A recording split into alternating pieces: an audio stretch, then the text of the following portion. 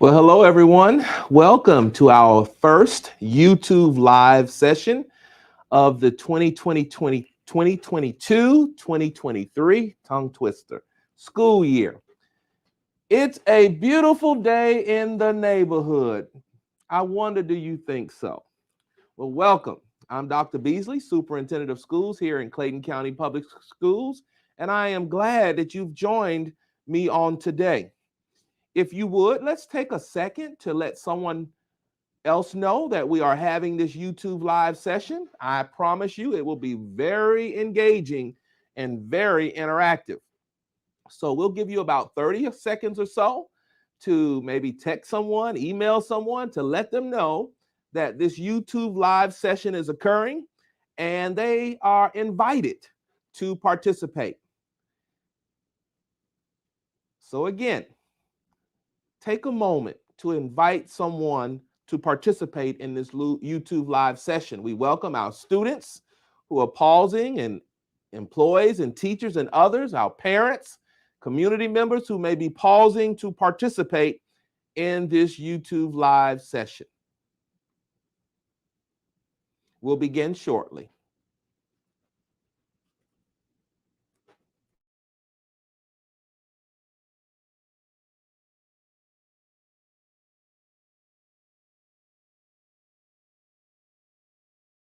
Well, again, welcome. I hope that you have had a wonderful first few days of school. I'd like to hear from you. I have been visiting and just finished visiting campuses today.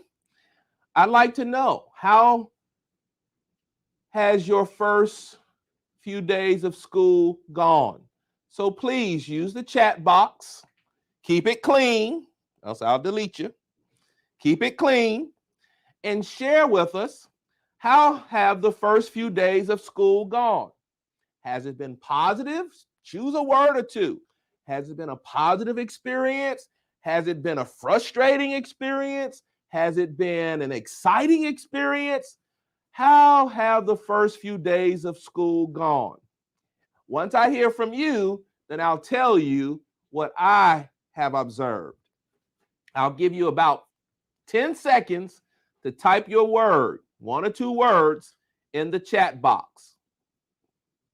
Again, we're asking you about, how have the first few days of school gone? We started here in Clayton County last Wednesday, so we are now in our 7th day of instruction here in Clayton County Public Schools. Very good. Very good. I see exciting, great experience. So far, so good. Positive. It's been great. Positive except for the bus situation. I'll be getting to that shortly. So far, so good. Good to hear it. Great outlook. Very promising. Very good. Very good. Exhilarating. A great word. Terrific. All right. A great experience. Well, it is so important that we start well. I see the bus schedule is stressful. I would agree with that. So we'll talk more about the bus schedule in a moment. But I am glad to see that you're having a great start of the new school year. A great start. I know that it's not been perfect, and I know that there are challenges out there. But as in most things in life, when there are challenges, that means that folk need to work together to get things solved and addressed. And I am confident that you, as parents and community members and students and employees and teachers, you're working with one another to get those challenges solved. Well, I must say that I have visited several campuses so far, and I'm very pleased with the start of the school year. I am so excited to see our young people in our buildings. I'm so pleased to see parents. It just did my heart good to see parents being able to walk their kindergartners or preschoolers to class and to meet the teachers and to observe what's happening in the classroom, to see what desk the child is being assigned to sit in or what team they're assigned to work with. It has been just a breath of fresh air, given this pandemic has impacted 3 school years so far. And I guess now, this being the fourth school year, because technically the pandemic hadn't been declared over to my knowledge. But we're so grateful that we are being responsible. We're wearing masks as adults, as employees and visitors in our building.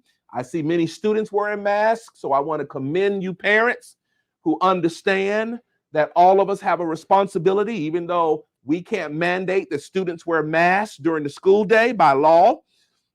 But many of you parents are requiring your students to wear masks because you understand that it's an effective strategy for mitigating for the spread of this virus. So thank you, parents, for helping us. Thank you, visitors and guests and employees, for understanding. And of course, as soon as the data tells us that we don't need to wear the mask, you should know we'll communicate that. You should know we will communicate that. I want to share 3 topics during this update today. The first one is safety. So I want to start with school safety. The first thing I want to do is ask a question of all of you. Do you feel safe in our schools? Do you feel safe in our schools? So if you will, write a brief statement, if you will, or a brief phrase about, do you feel safe in our schools? And then I will discuss safety. I see a no. Tell me why you don't feel safe. Talk to your superintendent or chat with your superintendent. Why don't you feel safe? What's occurring that makes you feel unsafe in our schools? So I only see one response, a no. Anyone else? No, yes, maybe so. Do you feel safe in our schools? I see not necessarily high school. Students bring guns and leave in their cars. Interesting. Yes, so far so good. Interesting. Thank you for sharing both of those comments. I appreciate the clear book bags and the wands. I think the school district is doing what they can, and I feel safe. I feel safe. Very good. Very good. Very good. A parent at Harper says, I feel safe. Someone says their daughter is petrified in middle school. I was petrified in middle school too, so I just want you to know that hadn't changed in many years. So far, so good. Many good comments, and keep the comments coming. I want to hear your thoughts, and this is an opportunity for me to hear from you, among other opportunities that the communications team has already published, and I'll ask Ronald and the team to add that schedule of events to the chat box so you all can have that link of all of the events, engagement events that the superintendent has already scheduled. So let's talk very quickly, and feel free to keep adding your comments to the chat box. And I appreciate, you all know I really do appreciate your feedback, your perspective, and your honesty, because I want you to be honest with me. I can't, as a superintendent, I can't help improve if I'm not hearing honest thoughts, opinions, and feedback, whether it's good, bad, or indifferent. Your honesty, I value that and I appreciate that. So let's talk very quickly about safety in our schools. You all know this year we started out with the expectation that all of our students would use clear book bags. And I must say, on the first day of school, in every school that I've gone to, I heard a few folks say, oh, why clear book bags? I heard a few complaints about it, but I must say every school I went into, even though we hadn't distributed the clear book bags yet, I saw clear book bags everywhere. And so I want to say to our parents, thank you. Thank you, parents. I know it's not a perfect strategy, but I want to thank you for trusting us enough to know that it's a strategy among other strategies to help us focus on safety. So to all of you parents who purchase clear book bags, I want to say thank you. I just appreciate you from my heart. Those who need a clear book bag, schools have been, since the very first day, distributing clear book bags. And so if you bought one, that's great, because sometimes those clear book bags, depending on the quality of it, it may not last as long as a non-clear book bag. And so I encourage you as parents, even as the year progresses, if you see a clear book bag in the store, go ahead and buy it just to have a good supply of them if your resources allow you to. But we have distributed clear book bags in our school district. And I want to say, students, thank you for being understanding, accommodating, and using the clear book bags.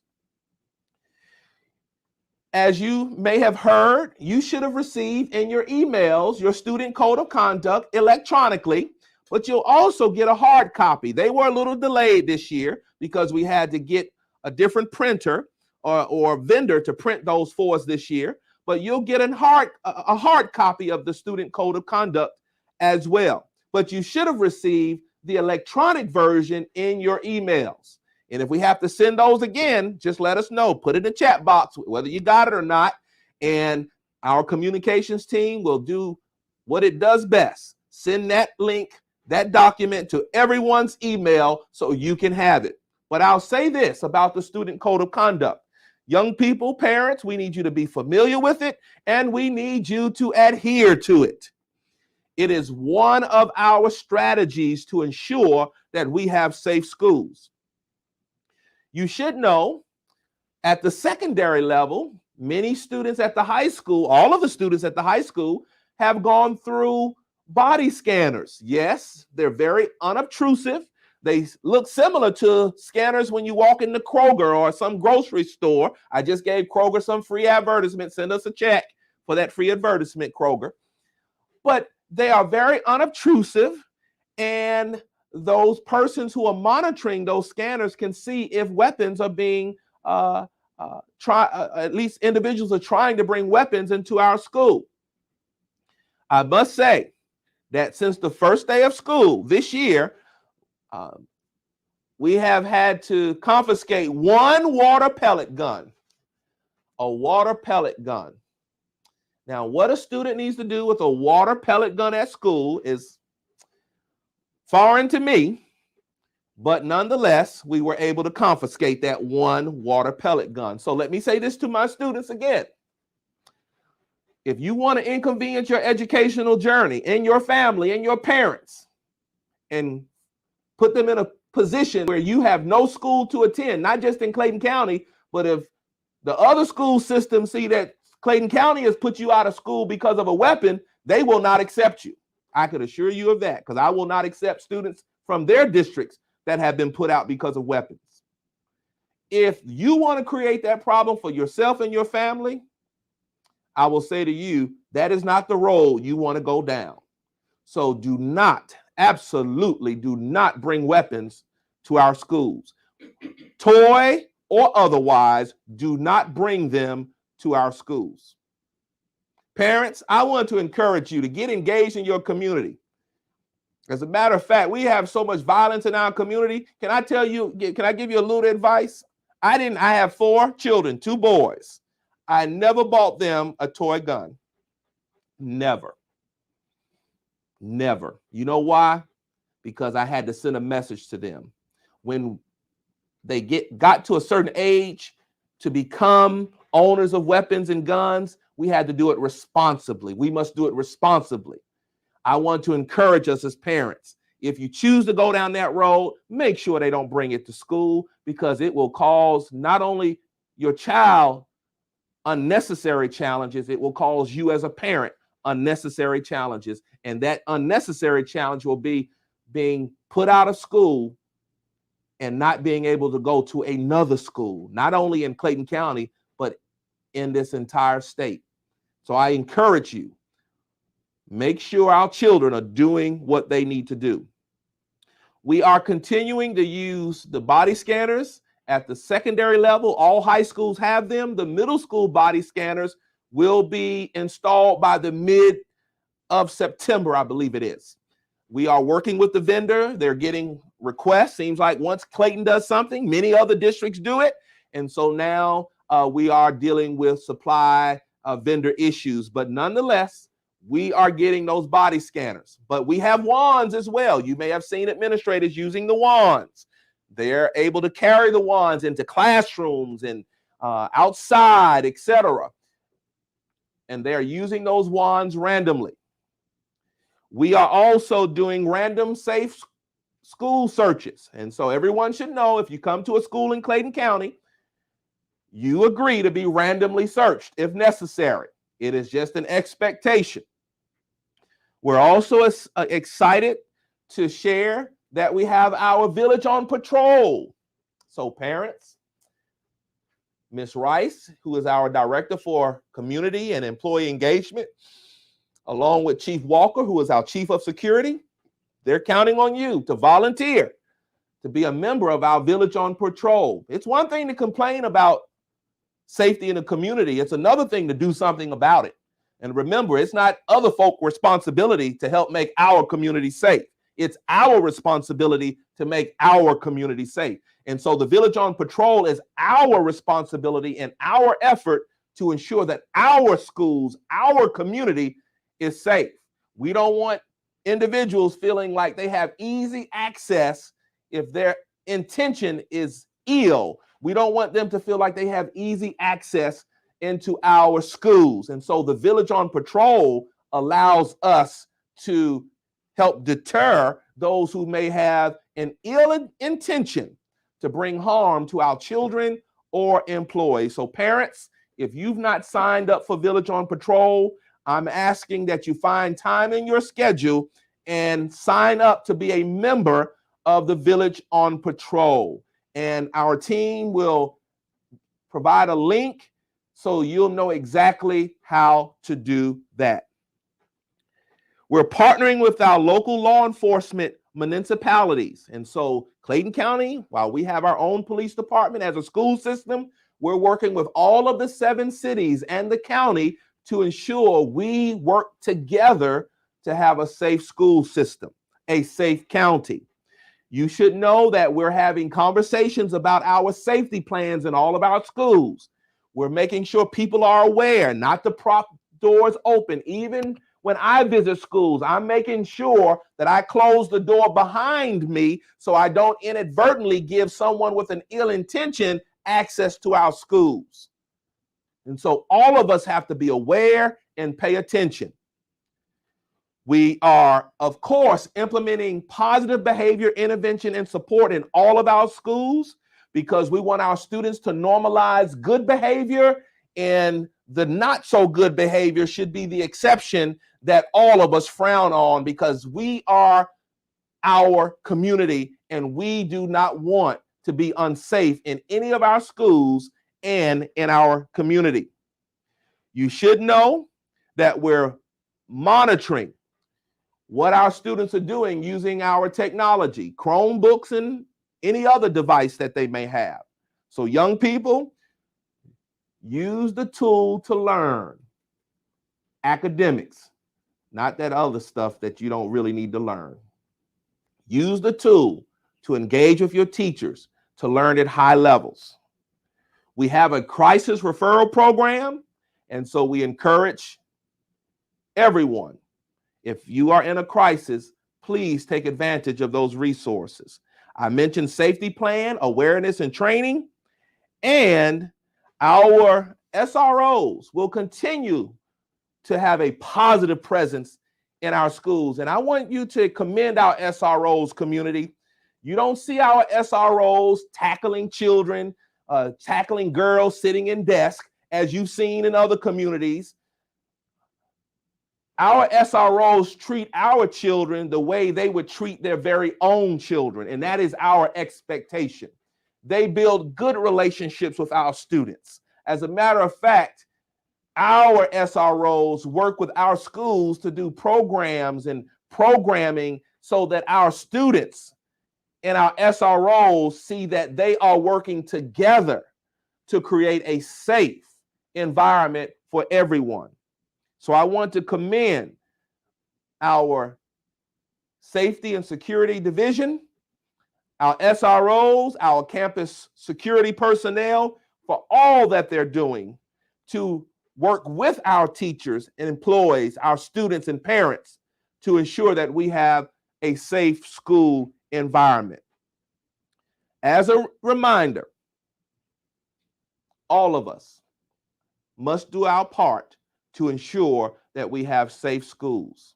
And can I say this to you all? And I say this as a dad and as a husband. Don't take any day for granted, because anything can happen. What we observed happen in Texas and Florida and I believe other places, it can happen anywhere, including Clayton County. We're just fortunate, and we're trying to be as proactive as possible to ensure that that does not happen in our school system. But all of us must do our part. And I'll say this, students, I want you to have a positive experience in our school system. I don't want our students in Clayton County ever leaving feeling like they want to return to kill someone. No, we have failed you as students, as educators, if you leave our schools feeling that way. I want your principals and your teachers and your counselors and all the employees to always model the love and the care and the concern that we should always have for every student, and intervene when necessary to help you develop the resilience that you need in order to deal with life. And so remember, safety is all of our responsibility.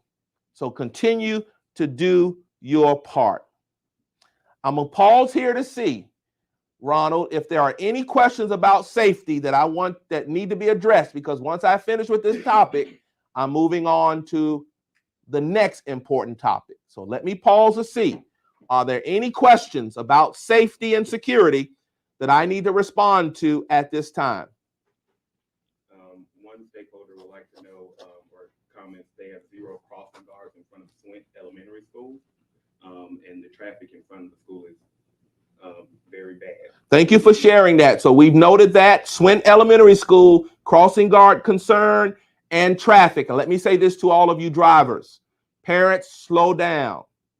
You got to pay attention to those flashing yellow lights and the ticket readers in these school zones, but please slow down. But we will address, thank you for sharing that Swint challenge. We will continue and make sure that the team addresses that. Please feel free to email me, the team, if you've not noticed a change in that area. Other comment regarding safety is, will school police remain at all schools throughout the year? The question is, will school police remain at all schools throughout the year? So the quick answer is no. We only have SROs at our secondary schools, grades 6 through 12. We have a team of SROs that will support and visit the elementary schools. So not necessarily a police assigned to an elementary school per se, but there's a team and they will support the elementary schools. But we do have SROs assigned at our secondary schools, which would be middle school and high school, grades 6 through 12. And let me say this. I was on a conference. I was invited to speak to another community about SROs. And there are those who believe that SROs and police in our schools, it's not that approach is not good for our children. That's like militarizing our schools. But I want to assure you, our approach in Clayton County is not to militarize our schools.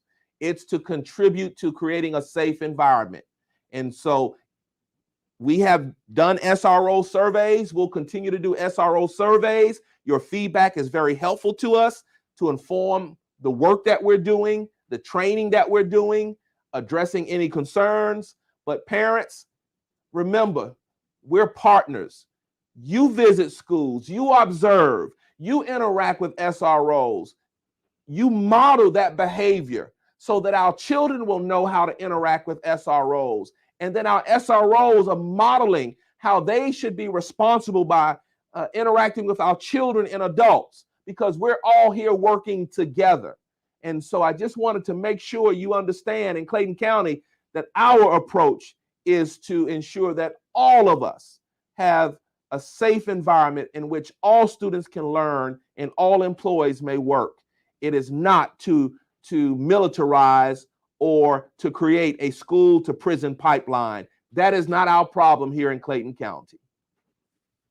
One more, not about a physical threat, but would love for you to discuss Monkeypox, apparently children have concerns about that, as well as will plexiglass be installed in the schools, or will they have the opportunity to request a desk shield for those who don't have them? Plexiglass and desk shields, excuse me, they are available. I think the offices have the plexiglass.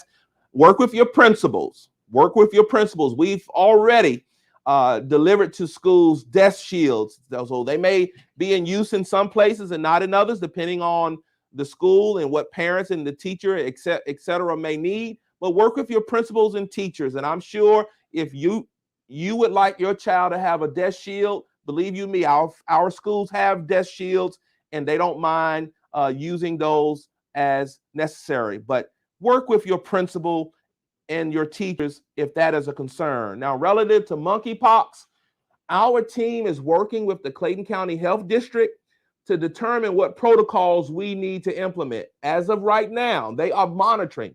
As a matter of fact, the message that I received on yesterday, or was it the day before yesterday, was that the county health district is monitoring monkeypox and waiting on the CDC to issue guidelines. This is what I will say. Look at the data. There are clearly certain behaviors that put individuals more at risk of getting the monkeypox. I would encourage all of us to wash our hands and to always, to the extent that we can, stay away from the behaviors that put us at risk of any contagious disease. Wash our hands, wear masks, do our part consistently. And remember the 20-second rule. Soap, lather up, 20 seconds, wash your hands.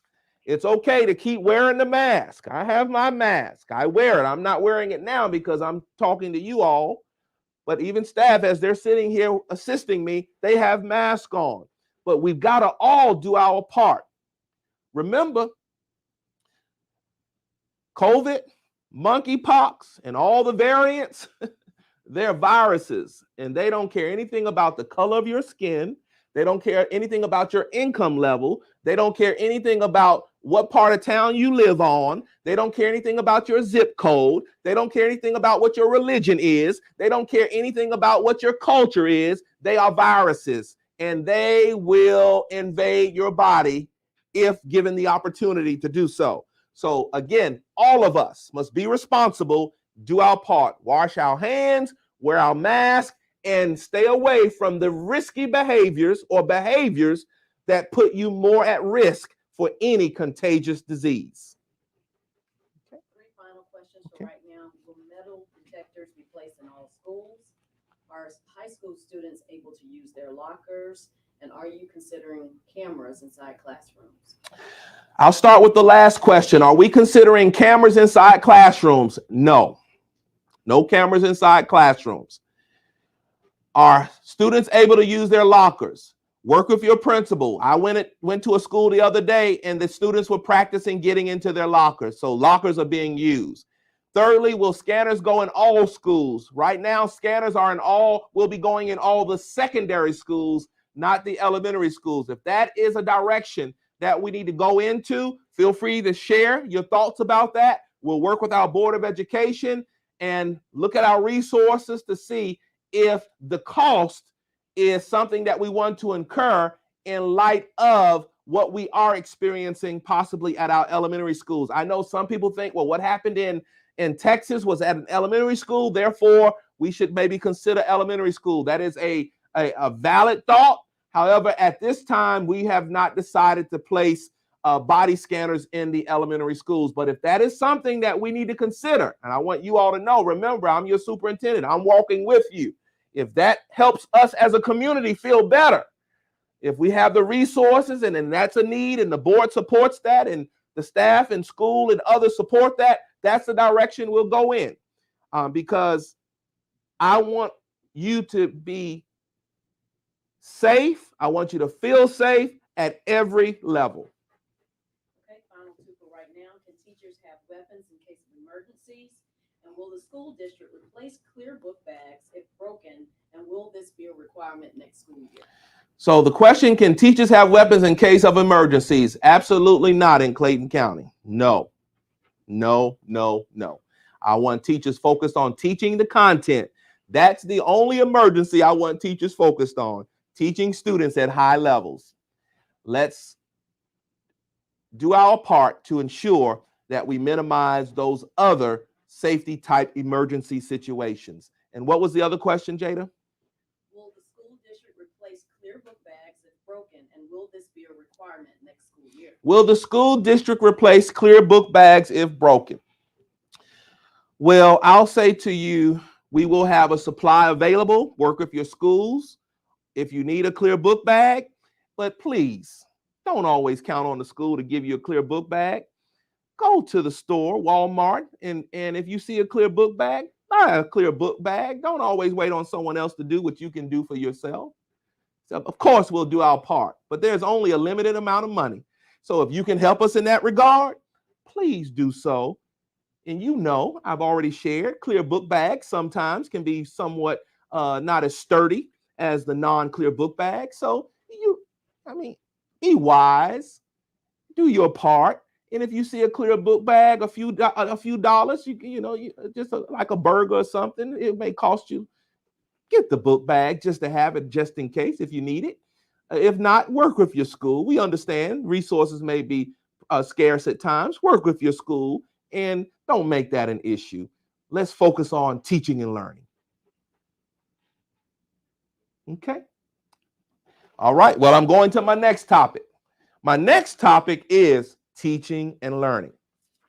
Now, let me start out with a conversation I had most recently with a principal. I asked the principal, the AJC has been printing the data in the newspaper, and Clayton County, if you don't know, you should see the data.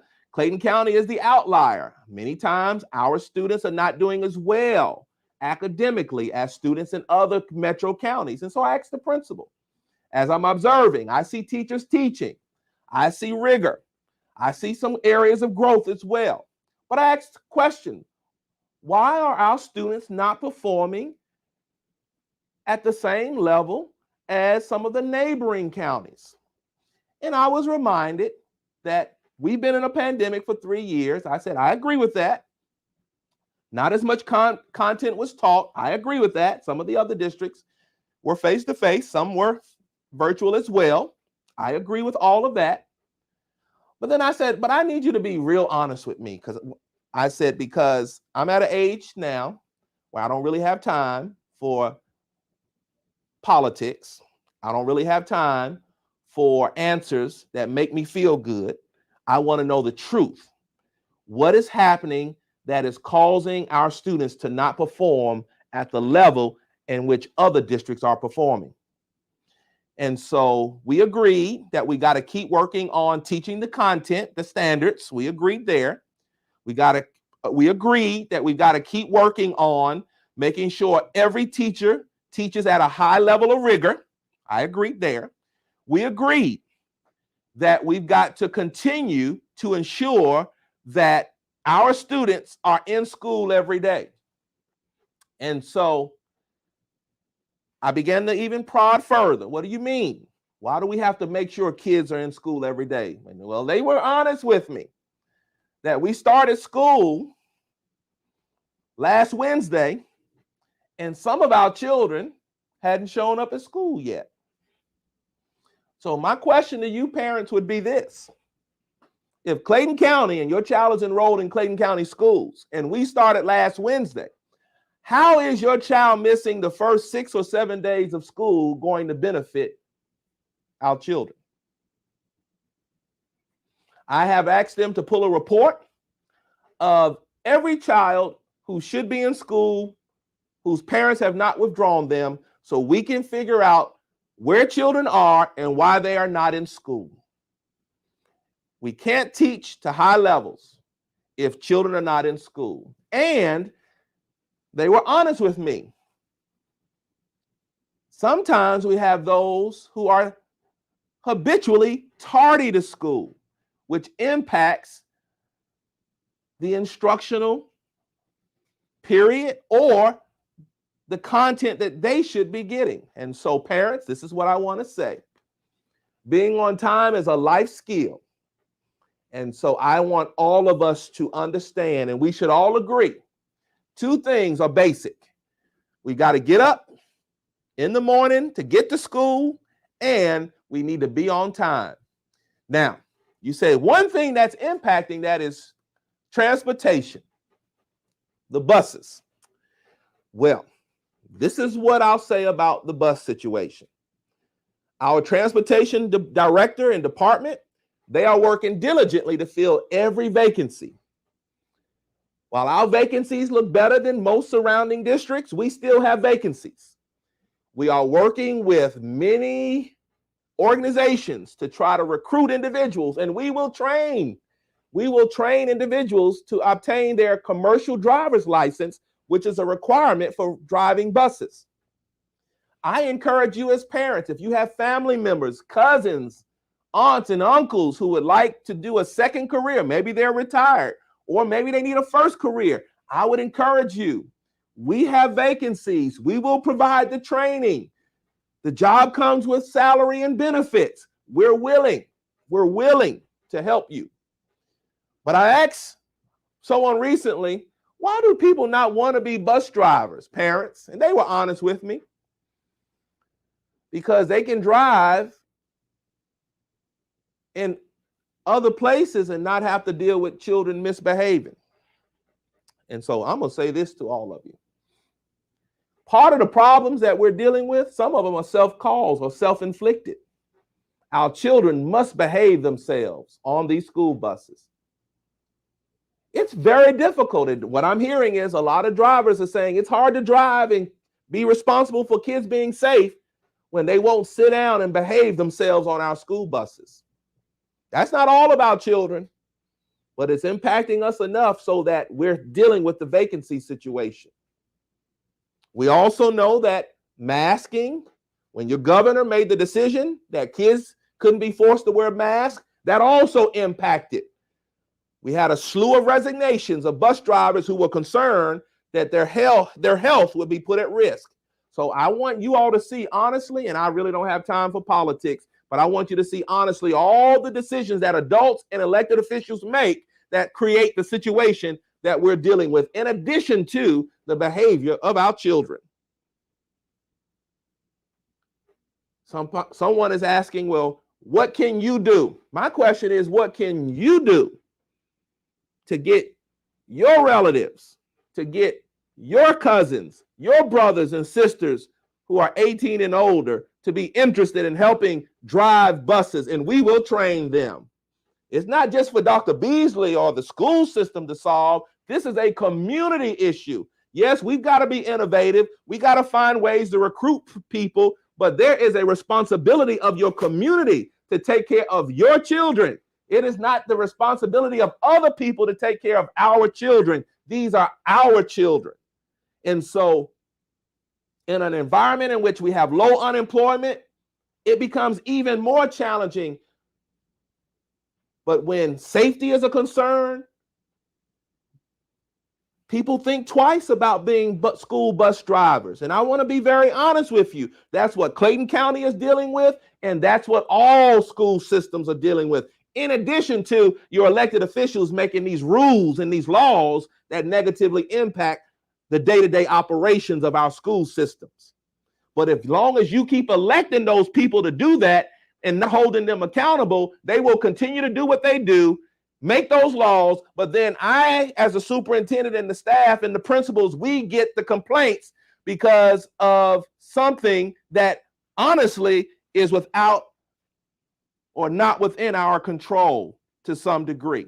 So parents, look at who you elect, look at the laws that they make, but also if there are positions in this school system and you have relatives and others who can help us, who can come and apply for these jobs, please encourage them to do so. So I want to hear from you.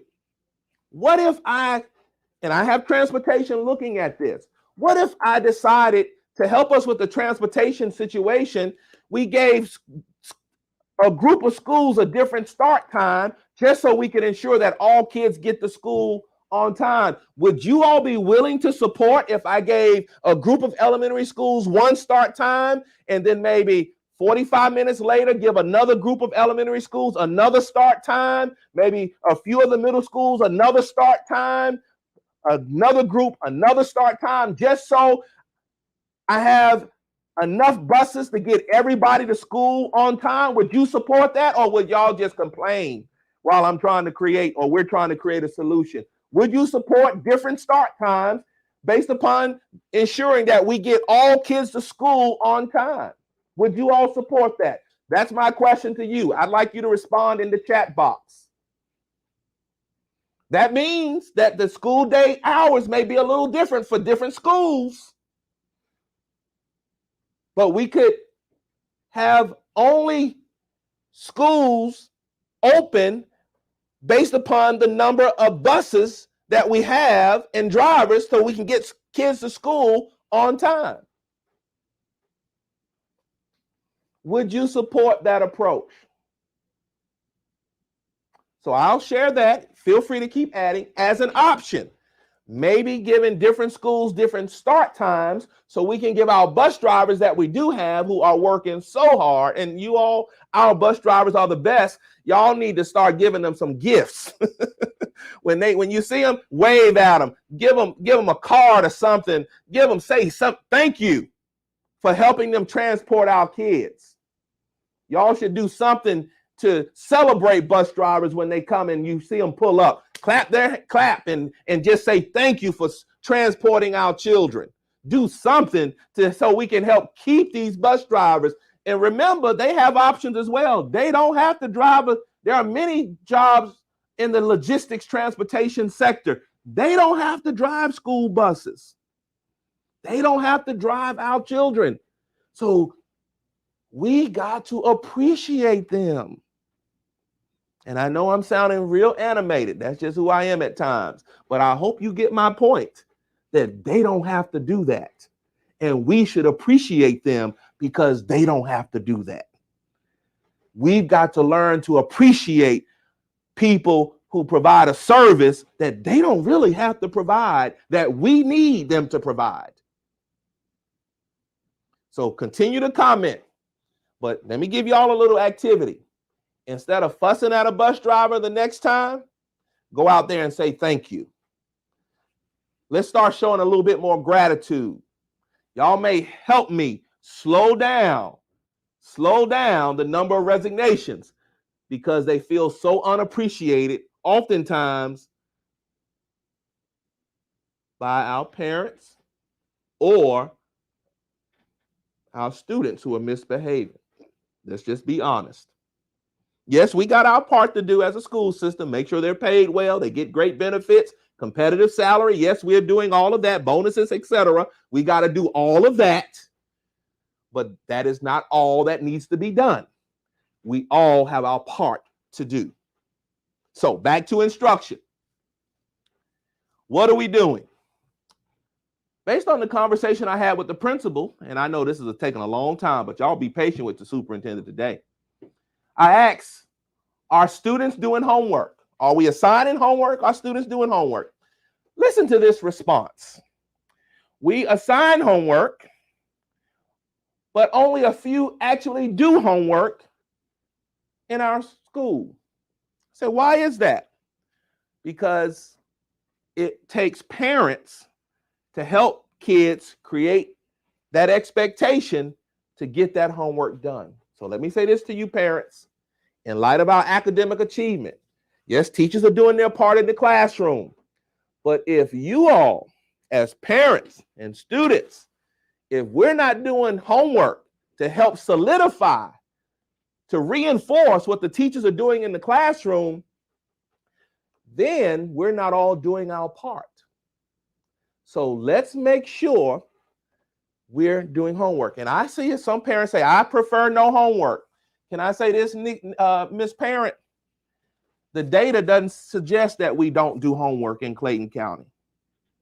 As a matter of fact, we do our kids in Clayton County a disservice if they don't have homework, but kids in other counties that are more high performing are getting homework. Come on now. Don't put our children at a disadvantage. I don't understand your philosophy about no homework, but I went through college and high school, K-12 education, and homework was beneficial for me. And I'm confident that most people who are educated had to do homework. And when they got to college, they had to do homework. So let's not create a situation where we set our children up for failure, because they won't get through anybody's college if they're not willing to do homework. And we don't wait to get to college to get homework. We should start homework at the elementary school, middle school, and high school. Forgive me if I offended you, but I don't mind offending you there, because I know in America, if you're going to get through college, you better get in the habit of doing what? Homework. So parents, we need you to do your part. Make sure not just a few of our parents, but all of our parents in Clayton County, making sure kids are coming to school, making sure they're on time, and making sure that they are doing homework on a daily basis. I'm not saying 3 and 4 hours of homework. That's too much homework. Even as a parent, I wouldn't want to do that. But there is some amount of homework that has to be done. And so parents, I need you to do your part. Homework reinforces what has already been taught in the classroom. So please, teachers are doing their part. Principals are doing their part. I need parents. Make sure they get to school every day. Make sure they're on time. Make sure they're doing homework. So very quickly, we're teaching with rigor. I want you to pay attention to their reading scores. Pay attention to their writ scores. Pay attention to all the data that the teachers are giving you that will indicate the level of performance of your children. Pay attention. This year at the elementary level, you will even get a standards-based report that will tell you very clearly if they're doing certain things as they should be at the end of first semester and at the end of second semester this year. But I want you as parents, you should be paying attention. Look at their work. Look at what they're working on. Look at their homework. Look at how they're writing. Your students in the 8th grade and 7th grade and 6th grade, they should be able to write a story. They should be able to write a narrative. If they're struggling writing 2 sentences in the 8th grade, then we got to do better. And so parents, I need you. And I'll say this. I had a principal tell me, Dr. Beasley, we need the parents to be more engaged. I offer events for parents in the day and after school in the evening time. Listen, they offer events in the day for those who can do it during the day and after school in case they're working during the day.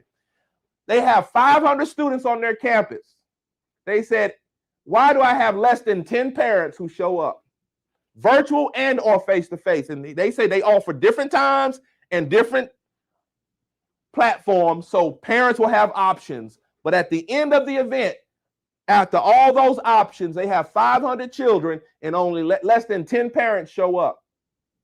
Now, maybe the topic was not one that you agreed with or you felt like you didn't need, but if the principals and teachers are offering opportunities to have conversations, parents, please show up.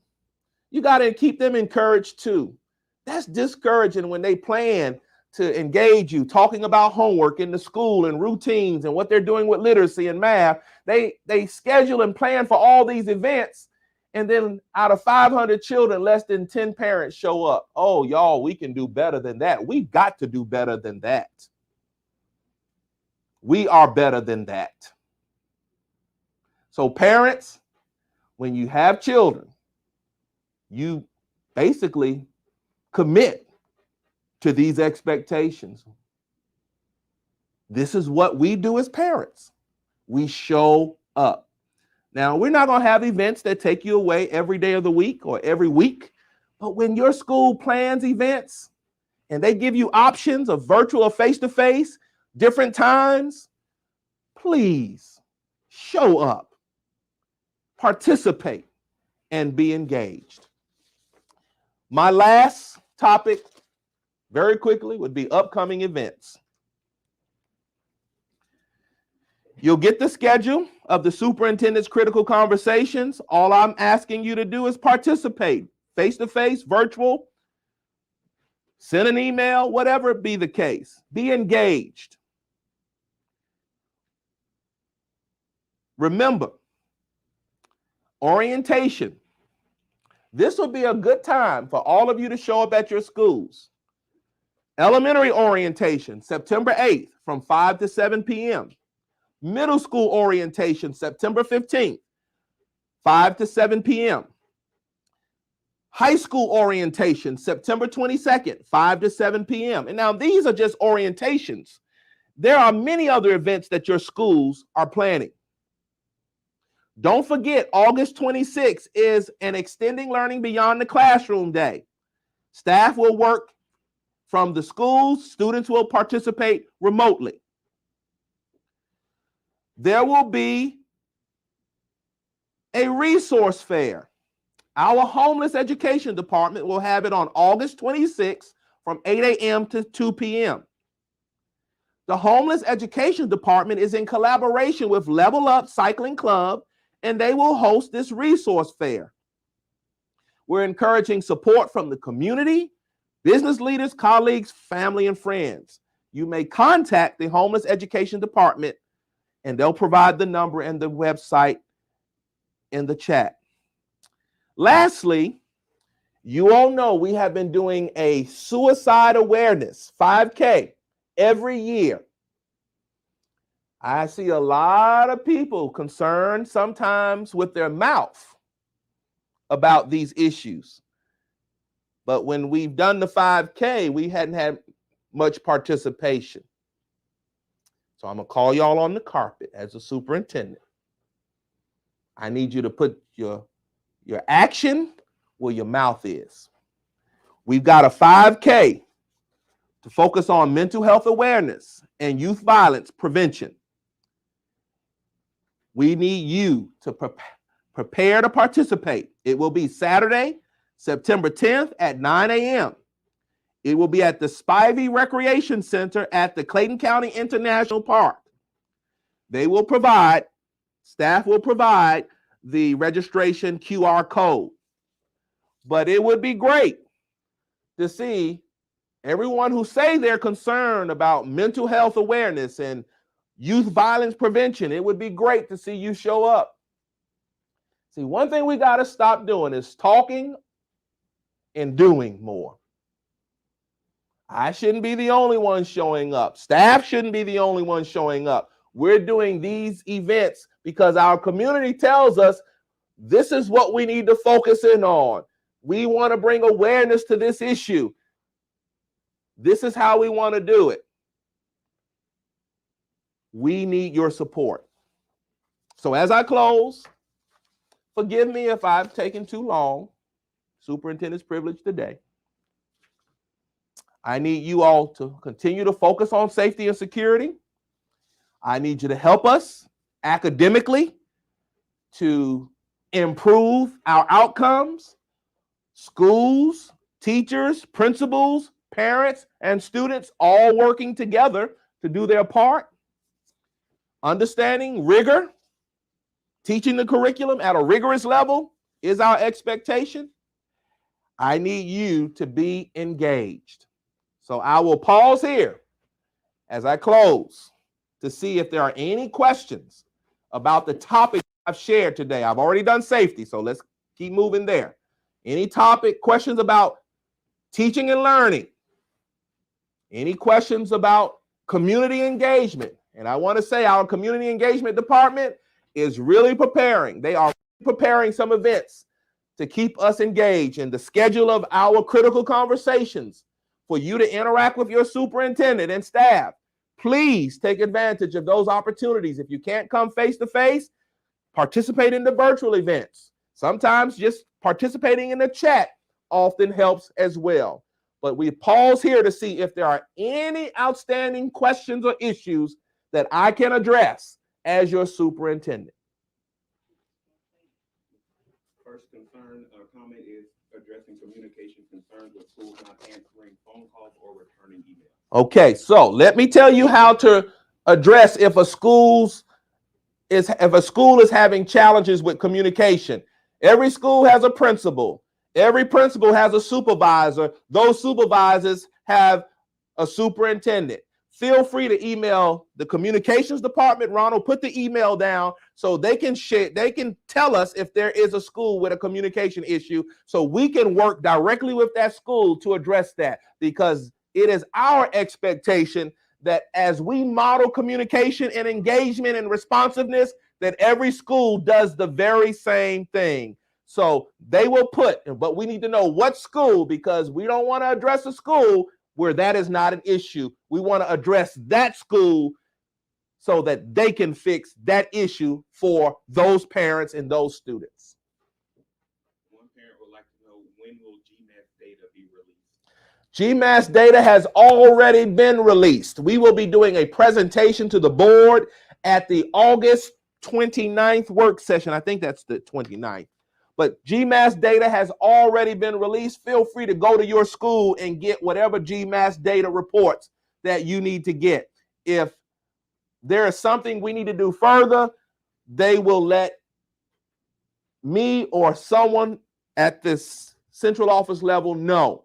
But GMAS data has already been released, and we will be reporting data to the Board of Education at our next work session, which I believe is August 29th. One stakeholder would like to know, how bad is the teacher shortage in Clayton, as that can impact learning outcomes as well? That's a great question. How bad is the teacher shortage? You know, when one child doesn't have a teacher, it's bad. But right now we have about 300 vacancies. Yes, 300. We used to have about 100 vacancies, but we have about 300 vacancies, and we're asking those who would like to be subs, retired educators who want to come back and teach. We are doing very innovative recruiting, but this is our challenge, to be very honest with you. The other school districts have the same vacancy challenge. Hold that up. The other school districts have the same vacancy challenge. We're trying to all fish from the same pond. They increase their salaries, we increase our salaries, they increase their salaries. We're all competing. We're the only country that does it this way, and then we think that we're going to get it solved. The only country. So we have a job fair August 30th, 5 to 7 p.m. at the Professional Learning Center. We'll put that in the chat box as well. But it's ongoing work to recruit teachers. And let me say this is important. If you want teachers to come to your community to teach, we got to make sure that the news is reporting positive messages about Clayton County. We can't have all this drama going on at every level and think people want to come and work in Clayton County. It doesn't work that way. People want to work and live and play in successful communities, organized communities where they work together. So let me say this to you as a community. We got to hold everybody who's elected accountable. We got to get positive messages out there about our county. We can't have drama going on with elected officials and appointed officials and think that teachers want to come and teach. And listen to this. They got to have somewhere to live too. You can't have housing that is subpar in one county and think that teachers want to come and teach in a county when they can go a county over or 2 counties over and get nice housing, residential living. See, all of that matters, and you can't have leadership changing every year and in and out and think that people want to teach in your school district. It doesn't work that way. You're always on the news with something negative, you're going to have a whole lot of folk leaving. You got to have good principals, effective principals who build relationship with teachers, who support teachers. You got to have a competent superintendent. You got to have a competent central office staff. You got to be supportive. You got to stop all that drama. You got to send positive messages out about your children. Our children don't need to be on the news doing crime and things of that nature. All of that matters. You say, well, I don't agree with Dr. Beasley. You don't have to agree. I didn't ask you if you agreed with me. I'm telling you from experience of almost 30 years, if you want high-performing teachers, then we need to be a high-performing community. Meaning we need to get crime where it needs to be under control, eliminate crime in this community.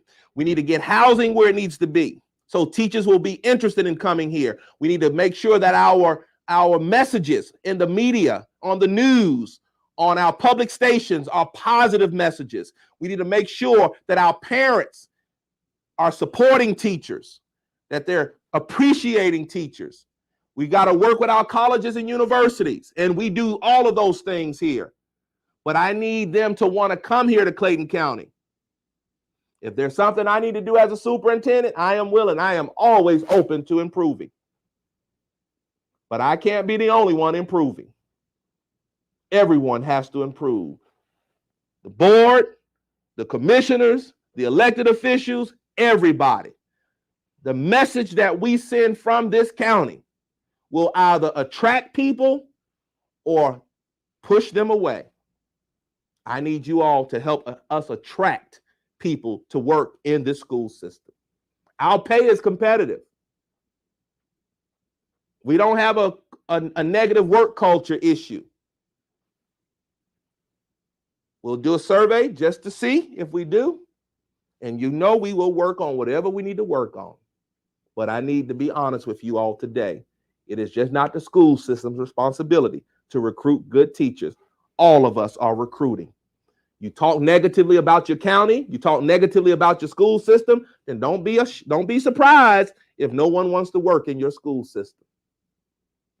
Some of y'all, and I know how you do. You think, parents, you have an issue with your principal or your teacher.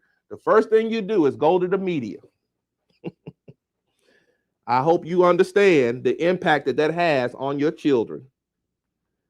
Instead of working with the principals and teachers to work it out, sending out negative messages about your community and your school district, it doesn't help me recruit great teachers. We have great teachers in Clayton County, and everyone who stayed and who remains in Clayton County, y'all should appreciate them, because guess what? They don't have to teach your children. They can go somewhere else. So we better start appreciating, and notice what I said, we better start appreciating what we have, because oftentimes you'll lose what you have before you learn how valuable it was. Let's appreciate our teachers, our leaders, our bus drivers, our maintenance workers, everyone who's working in this county. You say, well, they're getting paid with our tax dollars. Yeah, we got a lot of tax dollars we can't even spend with a lot of vacancies. We need people to want to come to work and remain in Clayton County Public Schools, in Clayton County at large. Thank you all. It's been a great conversation. I've enjoyed it. Feel free to send me an email. If I offended you, I'm sorry, but I'm not sorry, because I said everything that I thought I needed to say. I love all of you. Have a great school year. Have a great year of learning. And until I see you again, take care and stay safe. Bye-bye.